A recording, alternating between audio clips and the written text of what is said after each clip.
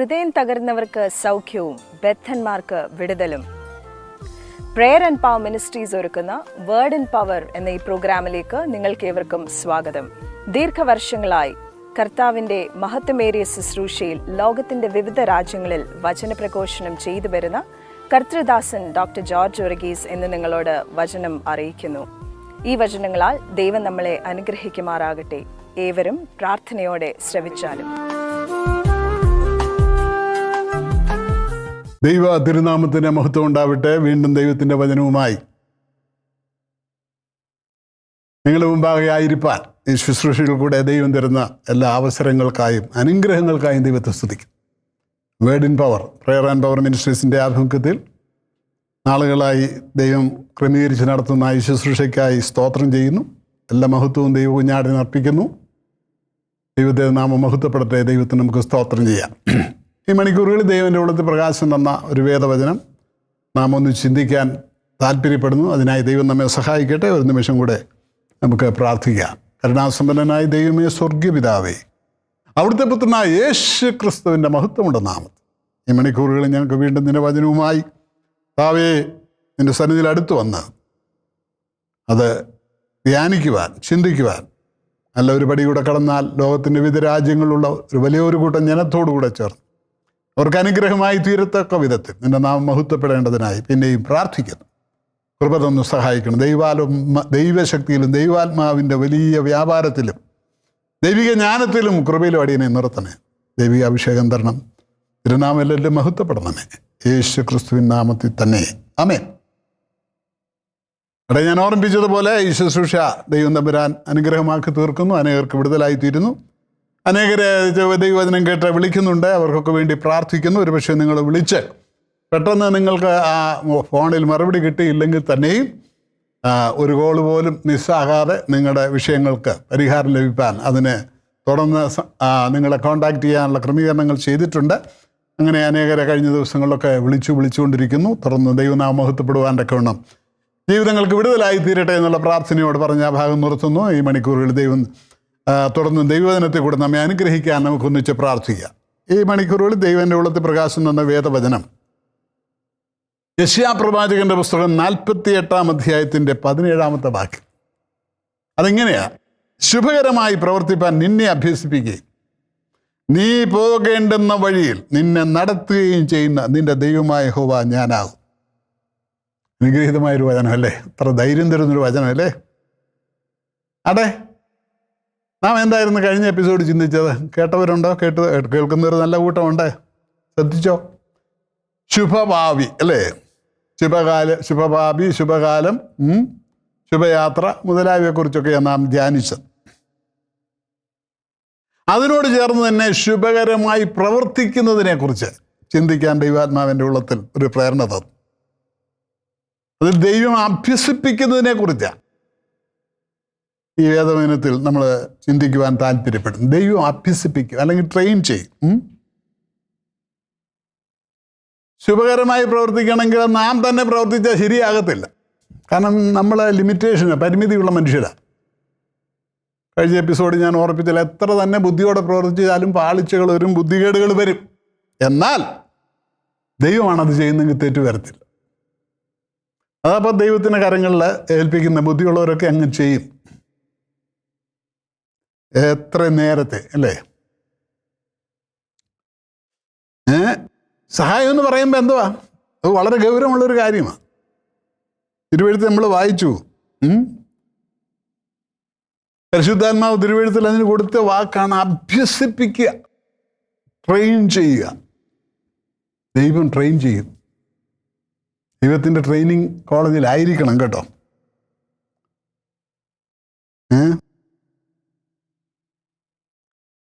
Train ചെയ്യുക എന്നുള്ളത് പറഞ്ഞാൽ മറ്റാരും ചെയ്താൽ ശരിയാകത്തില്ല. ദൈവം തന്നെ ചെയ്യണം. അതിന് നമ്മൾ വിധേയപ്പെടണം. ഇത് എപ്പോഴും ഓർത്തോണം കേട്ടോ. നിങ്ങൾ ശ്രദ്ധിച്ചിട്ടുണ്ടല്ലോ, ഏതൊരു തൊഴിൽ ചെയ്യുന്നവനെയും ഒരു ട്രെയിനിങ് ആവശ്യമാണ് അല്ലേ? ട്രെയിനിങ് ഇല്ലാതെ എന്തോ ജോലി ചെയ്യും. ഒരു കമ്പനി ജോലിക്ക് എന്നാൽ ആദ്യം ചോദിക്കും, എന്തോ നിൻ്റെ പഠിത്തം, എന്തോ ട്രെയിനിങ്, എന്തോ പഠിച്ചിരിക്കുന്നത്, അഭ്യസിച്ചിരിക്കുന്നത്. നിനക്ക് എക്സ്പീരിയൻസ് ഉണ്ടോ എന്നൊക്കെ ചോദിക്കത്തില്ലേ? ഫ്രഷായിട്ട് അങ്ങോട്ട് ചെന്ന് ആരാ ജോലി കൊടുക്കുന്നു? അങ്ങനെയെങ്കിൽ നമുക്കറിയാം നമ്മളൊരു ഓട്ടക്കളത്തിലാണ്. ഓട്ടക്കളത്തിൽ, ഭൗതികമായ ഓട്ടക്കളത്തിൽ ഓടുന്നവന് നേരെ ഇറങ്ങി അങ്ങ് ഓടാൻ ചെല്ലുകയെന്നു. അതിന് എത്ര നാൾ മുമ്പ് അവൻ ട്രെയിൻ ചെയ്യണം? ചെറിയ ഓട്ടം, വലിയ ഓട്ടം, 10 മിനിറ്റ് ഓട്ടം, അരമണിക്കൂർ ഓട്ടം, 1 മണിക്കൂർ ഓട്ടം, റിലേ ഓട്ടം, പിന്നെ ഒത്തിരി നാളത്തെ ട്രെയിനിങ് കൂടാണ് ഒരുത്തൻ ആ മേഖലയിൽ നല്ല നല്ല നല്ല ഉന്നതമായ വിജയത്തിലെത്തുന്നു. നമുക്ക് ട്രെയിനിങ് ആവശ്യമാണ് പ്രിയരെ. അതിന് ട്രെയിനിങ് തരാൻ ദൈവം നമ്മുടെ കൂടെ ഉണ്ടായിരിക്കണം കേട്ടോ.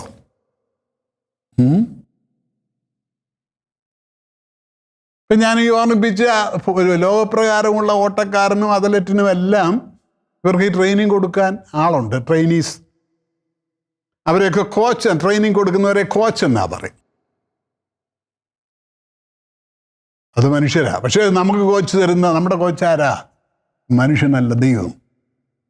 സർവാധിപനായ, സർവ്വസൈന്യാധിപനായ, സർവ്വജ്ഞാനിയായ, സർവ്വവ്യാപിയായ, സർവശക്തനായ ദൈവം നമ്മളെ ട്രെയിൻ ചെയ്യുന്നെന്ന് പറയുമ്പോൾ ഒത്തിരി സ്തോത്രം ചെയ്യണ്ടേ? ഹല്ലേലൂയ. അത്യുന്നതനായ ദൈവം നമ്മെ ട്രെയിൻ ചെയ്യുന്നു. എന്തിനു വേണ്ടി? നാം പോകേണ്ടുന്ന വഴി. നാം വഴി തെറ്റിപ്പോവും. വഴി തെറ്റാവുന്ന സാഹചര്യങ്ങളാണ് ലോകത്തിലുള്ളത്. ഇവിടെ തെറ്റാതെ നടത്തുവാൻ ദൈവം നമ്മുടെ കൂടെ. അങ്ങനെ നടത്താൻ ആ ദൈവം നമ്മെ ട്രെയിൻ ചെയ്യുന്നു കേട്ടോ. അങ്ങനെ വഴി തെറ്റാൻ നടക്കണമെങ്കിൽ യഥാർത്ഥത്തിൽ നമുക്ക് ട്രെയിനിങ് ആവശ്യമാണ്. ഈ അഭ്യസനം ഉണ്ടോ? വളരെയധികം സന്തോഷം തരുന്നൊരു വാക്കാണ്. ഞാൻ ചില സമയത്തൊക്കെ ദൈവസന്നിധിയിൽ ഓരോ വിഷയങ്ങളുടെ മുഖത്ത് വരുമ്പോൾ ഈ വചനം എടുത്ത് പ്രാർത്ഥിക്കാറുണ്ട്. കർത്താവേ, നീ പറഞ്ഞിട്ടുണ്ടല്ലോ ശുഭകരമായി പ്രവർത്തിപ്പാൻ, നിന്നെ അഭ്യസിപ്പിക്കുകയും നീ പോകേണ്ടുന്ന വഴി നിന്നെ നടത്തുകയും ചെയ്യുന്നു. നിന്റെ ദൈവമായ യഹോവ ഞാനാണെന്ന് എന്ന് പറഞ്ഞ് പ്രാർത്ഥിച്ച് ഞാൻ ധൈര്യപ്പെട്ടിട്ടുണ്ട്. സ്തോത്രം. ഇങ്ങനൊരു ദൈവം നമുക്കുണ്ട് കേട്ടോ. അങ്ങനെയാണെങ്കിൽ ഞാൻ ചോദിക്കട്ടെ, ഇത് എവിടായി അഭ്യസനം ആരംഭിക്കുന്നത്? ജ്ഞാനിയായ ശലോമോൻ പറഞ്ഞു അല്ലേ, സദൃശവാക്യങ്ങൾ 22:6. ബാക്കി ഇങ്ങനെ: ബാലൻ നടക്കേണ്ടുന്ന വഴിയിൽ അവനെ അഭ്യസിപ്പിക്കുക, അവൻ വൃദ്ധനായാലും അത് വിട്ടുമാറുകയില്ല. ബാലനെ ആരാണ് അഭ്യസിപ്പിക്കേണ്ടത്? നിശ്ചയമായി നമുക്കറിയാം ദൈവമാണ് അതിൻ്റെ കൺട്രോൾ അല്ലേ. എങ്കിലും ഒരു കുഞ്ഞിനെ അഭ്യസിപ്പിക്കേണ്ടതിൻ്റെ ചുമതല മാതാപിതാക്കൾക്കാണ്. നമ്മൾ ഈ കുടുംബം എന്ന് പറയുന്നതിന് വലിയ ഒരു അർത്ഥമുണ്ട് ദൈവം മുമ്പാകെ കേട്ടോ. അത് മനസ്സിലാക്കിയിട്ടുണ്ടല്ലോ അല്ലേ? ആ അർത്ഥം മനസ്സിലാക്കാത്തവർ ആ കുടുംബം എല്ലാം തകർന്ന് തരിപ്പണമായി പോകുന്നു. ദൈവത്തിൻ്റെ വലിയ പ്ലാനിൽ ദൈവം ഇൻസ്റ്റിറ്റ്യൂട്ട് ചെയ്ത് സ്ഥാപിച്ചതാണ് ഈ കുടുംബം. നിങ്ങൾ സന്താനപുഷ്ടിയുള്ളവരായി ഭൂമിയിൽ വർദ്ധിച്ച് പെരുകുവീനെന്ന് പറഞ്ഞാക്കിയത് കേട്ടോ. ആക്സിഡൻ്റലായിട്ടൊന്നും സംഭവിച്ചതല്ല. അപ്പം അതിൻ്റെ ഗൗരവം മനസ്സിലാക്കി ജീവിക്കാൻ ഇടയാകട്ടെ. ദൈവത്തിന് സ്തോത്രം. അഭ്യസിപ്പിക്കുന്നത് മാതാപിതാക്കളാണ്. പഠിപ്പിക്കുന്ന പുസ്തകം ഏതാ? അതിൻ്റെ ടെക്സ്റ്റ് ഏതാ? വിശുദ്ധ ബൈബിൾ, വേദപുസ്തകം. അതിൽ നിന്നാണ് കുഞ്ഞുങ്ങളെ നമ്മൾ അഭ്യസിപ്പിക്കുന്നത്. കുഞ്ഞുങ്ങളെന്ന് ഞാൻ പറഞ്ഞതേ ഉള്ളൂ. അഭ്യസനം വേണ്ട എല്ലാവർക്കും ഈ ടെക്സ്റ്റാണ് കേട്ടോ. എന്നാൽ ആരംഭിക്കുന്ന ഇവിടെ ബാലപാഠം. ചെറുപ്രായം മുതൽ ദൈവത്തിൻ്റെ കൃപയുടെ കരങ്ങളിൽ അനുഗ്രഹിക്കപ്പെടാൻ ബാലൻ നടക്കേണ്ടുന്ന വഴിയിൽ അവനെ അഭ്യസിപ്പിക്കുക. മനസ്സിലാക്കണം, ദൈവം തന്ന ആയുസ് പ്രയോജനകരമായി ദൈവത്തിനും മനുഷ്യർക്കും പ്രീതിയുള്ളവരായി പ്രയോജനമുള്ളവരായി ജീവിക്കണം. അതായിരിക്കണം ആഗ്രഹം. നമുക്കറിയാം, ഹന്ന ദൈവസന്നിധി പ്രാർത്ഥിച്ചൊരു പൈതലിനെ ദൈവം കൊടുത്തു. ആ കുഞ്ഞിനെ അങ്ങനെ വളർത്തി. അവനെ കുറിച്ച് ആ ശമൂവേലിനെ കുറിച്ച് രേഖ, അവൻ ദൈവത്തിനും മനുഷ്യർക്കും പ്രീതിയുള്ളവനായി വളർന്നു. അങ്ങനെ വേണം കുഞ്ഞുങ്ങളെ ചെറുപ്രായത്തിൽ തന്നെ ദൈവകൃപയിൽ അഭ്യസിപ്പിച്ച് ദൈവത്തിനും മനുഷ്യർക്കും പ്രീതിയുള്ളവരായി വളരാനിടയാണ്. അത് അങ്ങനെ വളർത്തേണ്ടത് നമ്മുടെ കടമയാണ്. ദൈവത്തിന് സ്തോത്രം. ഇങ്ങനെ പ്രീതിയുള്ളവരാകുന്നത് ദൈവിക അഭ്യസനത്തിൽ കൂടെ ലഭിക്കേണ്ടതാണ്. നടക്കേണ്ടുന്ന വഴിയിൽ അഭ്യസിപ്പിക്കാൻ മനസ്സ് വെച്ചാൽ അത് അനുഗ്രഹമായി. ഒരു കുഞ്ഞു പൈതലിൻ്റെ ചെറുപ്രായത്തിൽ അല്പകാര്യങ്ങൾ മനസ്സിലാക്കാൻ തുടങ്ങുന്ന സമയം മുതൽ അതിൻ്റെ ഉള്ളത്തിൽ വീഴുന്ന വചനങ്ങളുണ്ടല്ലോ, ഒന്നും നഷ്ടപ്പെടത്തില്ല. അതാണ് അതിൻ്റെ പ്രത്യേകത. ഒരു പ്രായമുള്ള വ്യക്തിയോട് സുവിശേഷം പറയുന്നില്ല, ചെറുപ്പക്കാരോട് പറഞ്ഞാൽ മനസ്സിലാവും. അതിനെക്കാട്ടി മനസ്സിലാകും ബാല്യക്കാരൻ. ഉൾക്കൊള്ളാൻ വളരെ എളുപ്പമാണ് കേട്ടോ. അതുകൊണ്ടാണ് ശലോമോൻ പറഞ്ഞ, അവൻ വൃദ്ധനായാലും അത് വിട്ടുമാറത്തില്ലെന്ന്. ഇളം പ്രായത്തിൽ ലഭിക്കുന്ന ആത്മീയ അനുഭവങ്ങൾ, അനുഗ്രഹങ്ങൾ, ദൈവവചനങ്ങൾ, സത്യങ്ങൾ ഹൃദയത്തിൽ നിൽക്കും. ആ മേഖലയിൽ അഭ്യസിപ്പിക്കാൻ കഴിയട്ടെ. ദൈവത്തിന് സ്തോത്രം. ചെറുപ്രായത്തിൽ ഒരു കാര്യം കൂടെ ഞാൻ പറയാം. ഒരു ചെടിയെ നമുക്ക് വളയ്ക്കാം, പക്ഷെ വൃക്ഷത്തെ, മരത്തെ വളയ്ക്കാനൊക്കത്തില്ല. കട്ടി പിടിച്ചു കഴിഞ്ഞാൽ പിന്നെ, ബലമായി കഴിഞ്ഞാൽ പിന്നെ എന്ന് പറഞ്ഞ പോലെ ജീവിതം ഇങ്ങനെ. കൊച്ചു കുഞ്ഞുങ്ങളെ നമുക്ക് മോൾഡ് ചെയ്യാം, പ്രായമായി കഴിഞ്ഞാൽ പറ്റുമോ? അനേക പ്രിയപ്പെട്ടവർ വിളിക്കുന്ന ഒരു വിഷയം തലമുറ, കുഞ്ഞുങ്ങൾ, മദ്യപാനം, മറ്റ് ദോഷവഴികൾ, മറ്റ് ഡാഷ് ഒത്തിരി ബന്ധങ്ങൾ. പക്ഷെ ഞാൻ പറഞ്ഞു ചോദിക്കട്ടെ, ഇപ്പൊ ഇത് ഈ കള്ളും കുടിച്ച് കഞ്ചാവും വലിച്ച് നശിച്ച് അതപ്പതിക്കുമ്പോഴാണോ പ്രാർത്ഥന തുടങ്ങിയത്? നേരത്തെ പ്രാർത്ഥിച്ചോ? പ്രാർത്ഥനയുടെ അഭ്യസനം കൊടുത്തോ? ഇത് ചിന്തിക്കണം. ശ്രദ്ധിക്കണമേ പ്രിയപ്പെട്ടവരെ. ഞാൻ എപ്പോഴും ഓർമ്മിപ്പിക്കുന്ന ഒരു വിഷയമാണ്, don't you ever wait for a problem to encounter you and then come to the lord and start prayer. ഒരു പ്രശ്നം വന്ന് മുട്ടിയിട്ടല്ല പ്രാർത്ഥിക്കാൻ തുടങ്ങേണ്ടത്. അതിന് മുമ്പ് തന്നെ, വെൻ എവരിതിങ് ഈസ് ഓക്കെ, എല്ലാം നന്നായിരിക്കുമ്പോൾ തന്നെ ദൈവത്തോട് പ്രാർത്ഥിക്കാൻ കഴിയട്ടെ. ദൈവത്തിന് സ്തോത്രം ചെയ്യാം. ദൈവനാമം മഹത്വപ്പെടട്ടെ. ദൈവത്തിന് സ്തോത്രം. അതുകൊണ്ട് ഈ മണിക്കൂറുകളിൽ ദൈവസന്നിധി പ്രാർത്ഥിക്കുക. ശ്രദ്ധിക്കുന്നവരെ, നമുക്കതിനുള്ള ഭാഗ്യം ലഭിക്കട്ടെ, അതിനുള്ള ദൈവാലോചന ലഭിക്കട്ടെ. ദൈവത്തിന് സ്തോത്രം. അവിടെ അവസാനിക്കുന്നില്ല ദൈവത്തിൻ്റെ അഭ്യസനം. ദാവീദ് പറയുന്നു 144 സങ്കീർത്തനത്തിൻ്റെ 1-ാമത്തെ വാക്ക്, എൻ്റെ പാറയാകുന്ന യഹോവ വാഴ്ത്തപ്പെട്ടവൻ, അവൻ യുദ്ധത്തിന് എൻ്റെ കൈകളെയും പോരിന് എൻ്റെ വിരലുകളെയും അഭ്യസിപ്പിക്കുന്നു. ഇവിടെ അഭ്യസനം, ട്രെയിനിങ്. എന്തിനാ? യുദ്ധത്തിന്, പോരിന്. ഇത് ദാവീദാണല്ലോ ഈ സങ്കീർത്തനം എഴുതി, നമുക്കറിയാം അല്ലേ? ഒത്തിരി യുദ്ധങ്ങൾ ചെയ്തവനാണ് ദാവീദ്, രാജാവായിരുന്നു. പക്ഷേ തൻ്റെ ജീവിതാനുഭവങ്ങളിൽ എടുത്തു പറയുക, തൻ്റെ വിജയത്തിലേക്ക് നടത്തിയതൊക്കെ, ഇതിൻ്റെയൊക്കെ കാരണം എന്നാ? ദൈവത്തിൻ്റെ പാഠശാലയിലെ അഭ്യസനമാണ്, ട്രെയിനിങ് ആണ്. നമുക്കറിയാം, ശത്രുവിനോട് പോരാടാൻ നമ്മുടെ സൈന്യം പോകുന്നത് ചുമ്മാ ഒരു സുപ്രഭാതത്തിൽ ഇറങ്ങി അങ്ങ് പോവാന്നു, തോക്ക് എടുത്തുകൊണ്ട് അങ്ങ് പോവാന്നു. നോ നോ നോ നോ, അങ്ങനല്ല. സൈന്യത്തിലേക്കുള്ള ഇൻ്റർവ്യൂ കഴിഞ്ഞ് തിരഞ്ഞെടുത്ത് കഴിഞ്ഞാൽ പിന്നെ ട്രെയിനിങ്ങാ, ചില മാസങ്ങളോളം അല്ലേ, കട്ടിയായ ട്രെയിനിങ്. ഏതിനെ അഭിമുഖീകരിക്കേണ്ട മേഖലയിലുള്ള ട്രെയിനിങ് അല്ലേ? പട്ടാളത്തിൽ പോയിട്ടുള്ളവർക്കൊക്കെ അറിയാം. ട്രെയിനിങ്ങിൻ്റെ ആ അഭ്യസനം നൽകുന്നവരാ? എൻ്റെ സീനിയർ ഓഫീസേഴ്സാണ്. അവർ ആ ട്രെയിനിങ് കൊടുക്കുക. ദൈവത്തിന് സ്തോത്രം. എന്തിനാ? യുദ്ധത്തിന് മുമ്പിൽ പെട്ടുപോകാതെ, പിന്തിരിഞ്ഞു പോകാതെ ധൈര്യമായി മുന്നോട്ട് പോകണം. അതിനുവേണ്ടി അവരെ അഭ്യസിപ്പിക്കുക അല്ലേ? അപ്രകാരം തന്നെ ഒരു ദൈവവേദന ജീവിതത്തിൽ, തൻ്റെ ജീവിതത്തിന് നേരെ കടന്നു വരുന്ന ശത്രുവിനെയൊക്കെ നേരിടാൻ ദൈവകൃപയുടെ അഭ്യസനം വേണം. അല്ലെങ്കിൽ ക്ഷീണിച്ചു പോകും, പരാജയപ്പെട്ടു ശത്രുവിൻ്റെ മുമ്പിൽ.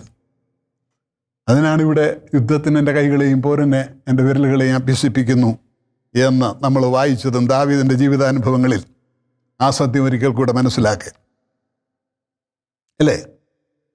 അതുകൊണ്ട് ഈ സത്യം മനസ്സിലാക്കിയ ദാവീദാണ് ഒരിക്കൽ കൂടെ അത് എടുത്ത് തിരുവെഴുത്തിൽ കൂടെ നമ്മളോട് പറയുക. യുദ്ധമുണ്ടോ? ഒരു ദൈവവേദന യുദ്ധമുണ്ടോ? പോരാട്ടമുണ്ടോ? ഓ, പറയണോ അല്ലേ? എന്ന് ചൂടേറിയ മരുയാത്രയിൽ അല്ലേ, എത്രയെല്ലാം ഭാരങ്ങൾ. ദാഹത്താൽ എന്നാവ് വരളുമ്പോൾ ആഗാറിൻ പൈതലിനും കരച്ചിലും കേട്ടവൻ എന്ന് ഭക്തൻ പാടിയല്ലോ. എത്ര ചൂടേറിയ അനുഭവങ്ങളിൽ കൂടാ ഒരു ദൈവപൈതൽ, ക്രിസ്തുവേശു ഭക്തിയോടെ ജീവിക്കാൻ ആഗ്രഹിക്കുന്ന ഒരു വ്യക്തി കടന്നു പോകേണ്ടി വരുന്നത്. പക്ഷേ അവിടെ പരാജയപ്പെട്ടു പോകാതിരിക്കാൻ ദൈവം തൻ്റെ ആത്മാവിനാൽ അവനെ ശക്തി അഭ്യസിപ്പിക്കുന്ന ദൈവത്തിൻ്റെ കൃപയ്ക്കായി നമുക്ക് സ്തോത്രം ചെയ്യാം. ആ ദൈവകരങ്ങളിൽ നമ്മെ ഒന്നുകൂടെ പുനഃപ്രതിഷ്ഠിക്കാം. കർത്താവേ, ഏതൊരു സാഹചര്യങ്ങളിലും പരാജയപ്പെട്ടു പോകാൻ നോക്കാം. കൈകളെയും വിരലുകളെയും അഭ്യസിപ്പിക്കുന്ന ദൈവമേ, നിന്റെ സന്നിധി വിനയപ്പെടുന്നു. നിന്റെ അഭ്യസനത്തിൻ്റെ കീഴിൽ ആ പാഠശാലയിൽ നല്ല അഭ്യസനം പ്രാപിപ്പാൻ, നല്ല ട്രെയിനിങ്ങും എടുത്ത് കർത്താവ് തന്ന ആയുസ് തികയ്ക്കണം. ഫലകരമായി ശുഭകരമായി മുന്നോട്ട് നീങ്ങണം. അതിന് ദൈവകൃപ തരണേ എന്നുള്ളത് നമ്മുടെ പ്രാർത്ഥനയായിരിക്കട്ടെ, ആഗ്രഹമായിരിക്കട്ടെ, സമർപ്പണമായിരിക്കട്ടെ. ദൈവത്തിന് സ്തോത്രം. അവിടെ അവസാനിക്കുന്നു? ഇല്ല, പിന്നെയും ഉണ്ട്. എന്താ പിന്നെ പറയുന്നതെന്നറിയാമോ? 18-ാം സങ്കീർത്തനത്തിൻ്റെ 34-ാം വാക്യത്തിൽ പറയുന്നു, അവൻ എൻ്റെ കൈകൾക്ക് യുദ്ധാഭ്യാസം വരുത്തും.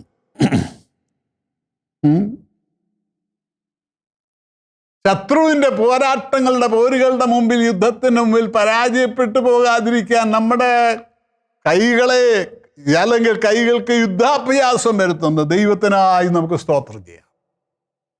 ഹല്ലേലൂയ. കർത്താവിൻ്റെ വലിയ വിശ്വസ്തതയായത് കേട്ടോ. ഒരു അറിയുവാൻ അവൻ എങ്ങനെയും ജീവിച്ചോട്ടോ. നോ, പരമാർത്ഥമായി ദൈവത്തെ സ്നേഹിക്കുന്ന ഒരു ദൈവ പൈതലിനെ ശത്രുവിൻ്റെ മുമ്പാകെ പരാജയപ്പെടാൻ അനുവദിക്കത്തില്ല. നമ്മളും ദൈവവുമായിട്ടുള്ള ബന്ധം ശരിയായിരിക്കണം. പലരും വിളിക്കും, പ്രാർത്ഥനയ്ക്കായി വിളിക്കുമ്പോൾ ഞാൻ അവരോട് പറയുന്നൊരു കാര്യം, how is your relation with the lord? ദൈവമായിട്ടുള്ള ബന്ധം എങ്ങനെയുണ്ട്? Are you are in the will of God? ദൈവഹിതത്തിലാണെന്ന് നിനക്ക് ഉറപ്പുണ്ടോ? എങ്കിൽ പേടിക്കണ്ട. അല്ല, എന്തെങ്കിലും തെറ്റുകൾ പരിശുദ്ധാത്മാവ് ബോധ്യപ്പെടുത്തിയാൽ ഏറ്റു പറയും, കർത്താവേ തെറ്റ് പറ്റിപ്പോയി, ക്ഷമിക്കണേ എന്ന് പറഞ്ഞാൽ കർത്താവ് ക്ഷമിക്കും. കുഞ്ഞുങ്ങളെ, ഒരുവൻ പാപം ചെയ്തുവെങ്കിലോ നീതിമാനായ കാര്യം നമുക്ക് പിതാവിൻ്റെ സന്നിധിയിലുണ്ട്. അവൻ നമ്മുടെ പാപങ്ങൾക്ക് പ്രായശ്ചിത്തമാണെന്ന് തിരുവചനം നമ്മെ ഓർപ്പിക്കും. അതുകൊണ്ട് അത് ശ്രദ്ധിക്കണം. പരമാർത്ഥമായി ദൈവത്തെ സ്നേഹിച്ച് മുന്നോട്ട് നീങ്ങിയാൽ ദൈവം നമ്മെ കൈവിടത്തില്ല. പോരനിൻ്റെ വിരലുകളെ, ആമേൻ, യുദ്ധത്തിൻ്റെ കൈകളെയും പോരനിൻ്റെ വിരലുകളെയും അഭ്യസിപ്പിക്കുന്ന ദൈവം പോരൻ്റെ നടുവിൽ പരാജയപ്പെടാതിരിക്കാൻ നിന്നെ താങ്ങുന്നവനാ സ്തോത്രം. എന്ന് മാത്രമല്ല, എബ്രായ ലേഖനം 12:11 വായിക്കുന്നു, ഏത് ശിക്ഷയും തൽക്കാലം സന്തോഷകരമല്ല, എന്നാൽ അതിനാൽ അഭ്യാസം വന്നവർക്ക് നീതി എന്ന സമാധാന ഫലം ലഭിക്കും. അതെ, ഏതൊരു പ്രശ്നവും പ്രതികൂലവും പോരുകളും ഒന്നും ആദ്യം അത്ര നല്ലതായിട്ട് തോന്നത്തില്ലല്ലേ, അത്ര സന്തോഷകരമല്ല. പ്രത്യേകിച്ച് ഒരു വിഷയത്തെ ആദ്യം ഫേസ് ചെയ്യുമ്പോൾ, അഭിമുഖീകരിക്കേണ്ടി വരുമ്പോൾ ആ പടം ഞെട്ടിപ്പോല്ലേ, എന്താണിത് എന്നുള്ളൊരു വലിയ ബുദ്ധിമുട്ട് നമുക്ക് അനുഭവപ്പെട്ടേക്കാം. എന്നാൽ നാം നേരത്തെ ചിന്തിച്ചതുപോലെ കൈകളെയും വിരലുകളെയും അഭ്യസിപ്പിക്കുന്ന ഒരു ദൈവം, അവനത് നിവർത്തിച്ചെടുക്കും. അഭ്യസിക്കപ്പെട്ടിട്ടുള്ളവർക്ക്, അല്ലെങ്കിൽ അങ്ങനെ അഭ്യാസനം ലഭിച്ചിട്ടുള്ളവർക്ക് അത് പ്രശ്നമല്ല. അതിനകത്തുവരാ കറങ്ങിപ്പോകുന്നേ. ദൈവ സാന്നിധ്യത്തിൻ്റെ മറവിൽ വസിക്കുന്നവർക്ക്, അത്യുന്നതൻ്റെ മറവിൽ വസിക്കുന്നവർക്ക്, സർവശക്തന് നിഴങ്കിഴി പാർക്കുന്നവർക്ക് അത് പ്രശ്നമല്ല കേട്ടോ. ഹല്ലേലൂയ. അവൻ ദൈവകൃപയോടെ അതിനെ നേരിടും. അവസാനം എന്ത് സംഭവിക്കും? അവർക്ക് നീതി എന്ന സമാധാന ഫലം ലഭിക്കുമെന്ന തിരുവെഴുത്ത് നമ്മൾ വായിച്ചു. നീതി എന്ന സമാധാന ഫലം, അതാണ് ദൈവത്തിൻ്റെ നീതി. അവിടെ ദൈവത്തിന് നമുക്ക് സ്തോത്രം ചെയ്യാം.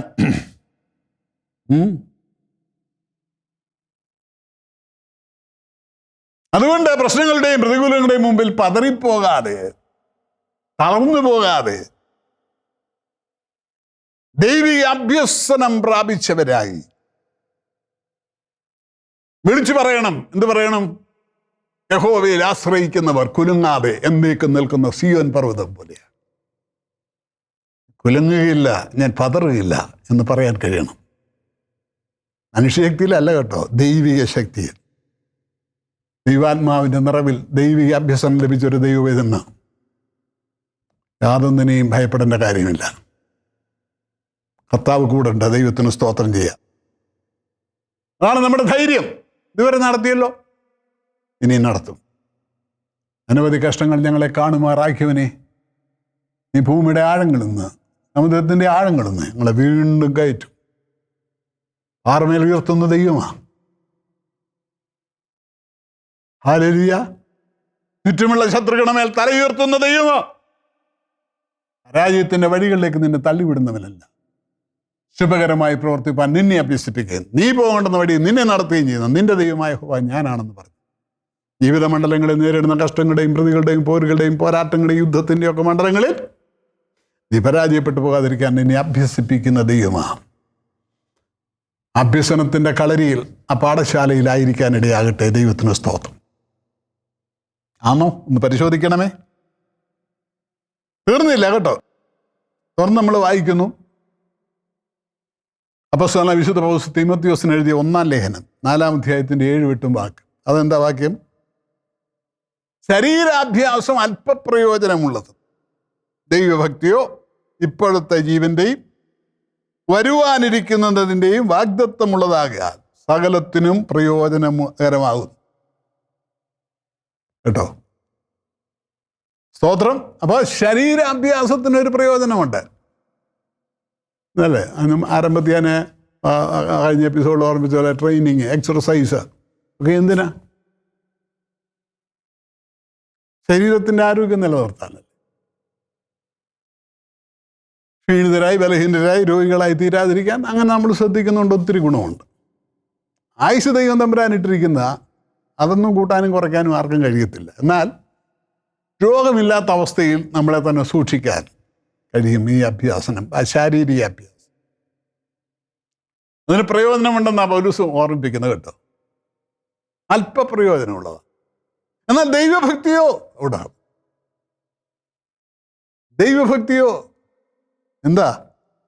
ദൈവഭക്തി ഇപ്പോഴത്തെ ജീവന്റെയും വരുവാനിരിക്കുന്നതിൻ്റെയും വാഗ്ദത്തമുള്ളതാകിയാൽ സകലത്തിനും പ്രയോജനകരമാകും. നമ്മുടെ ഈ ലോക ജീവിതം, നീ വരുവാനിരിക്കുന്ന ഒരു ജീവിതമുണ്ട്, നിത്യത, അവിടുത്തേക്ക് വരെ പ്രയോജനം തരുന്ന ഈ ദൈവഭക്തി എത്ര പേര് മനസ്സിലാക്കുന്നുണ്ട്? ഒരുവനോട് ദൈവസന്നിധി അടുത്ത് വരണം, രൂപാന്തരപ്പെടണം, മാനസാന്തരപ്പെടണം, അല്ലെങ്കിൽ രക്ഷിക്കപ്പെടണം എന്നൊക്കെ പറയുമ്പോൾ ഒരു കൂട്ടർ അത് വളരെ ലാഘവത്തോടെ തള്ളിക്കളയാ. എന്തൊരു ദുഃഖമാണ്. ഇവൻ്റെ ജീവന്റെ വിഷയമാണ് ഈ പറയുന്നതെന്ന് മനസ്സിലാക്കിയിരുന്നെങ്കിൽ ഓടി വന്ന് കേൾക്കാൻ ശ്രമിക്കത്തില്ലേ,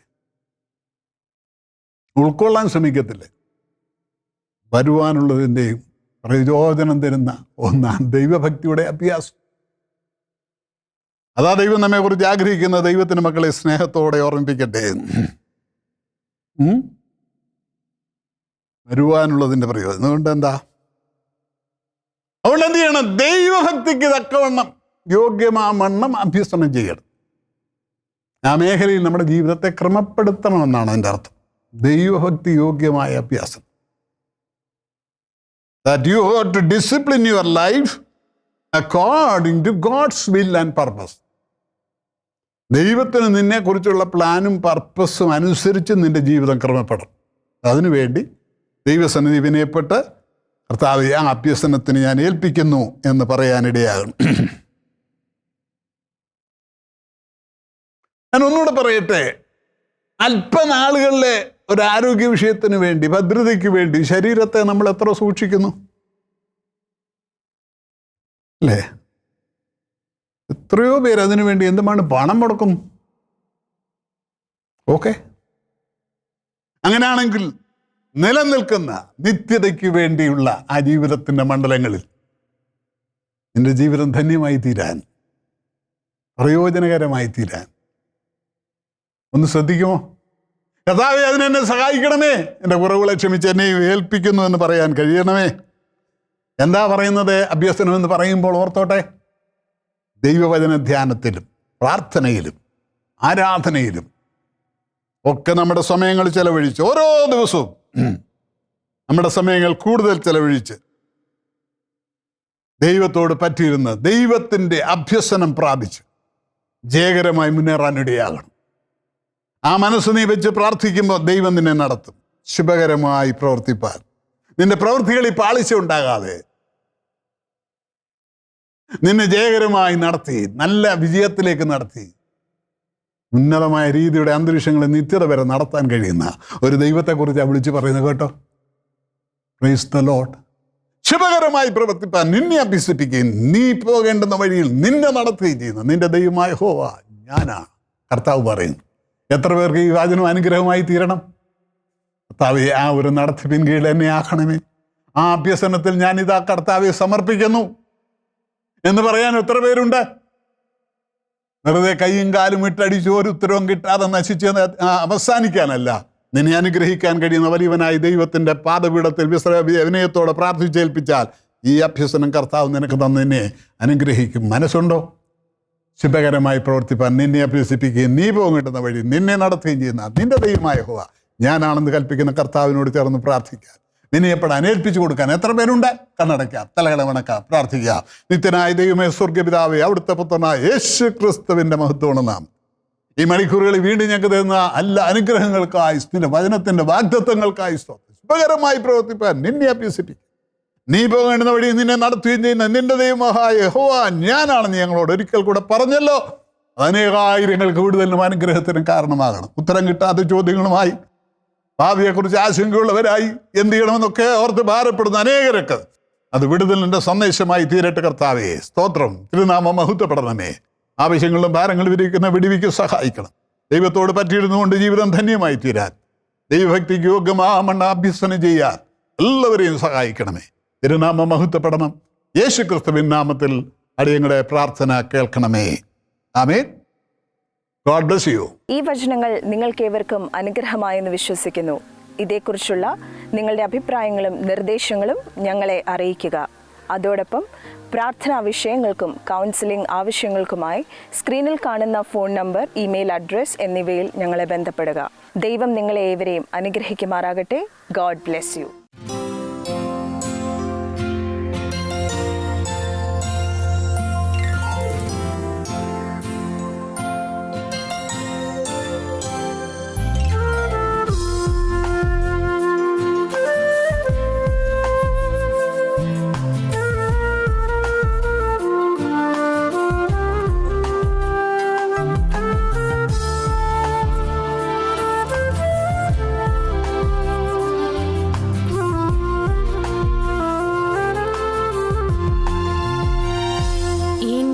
താഴ്ച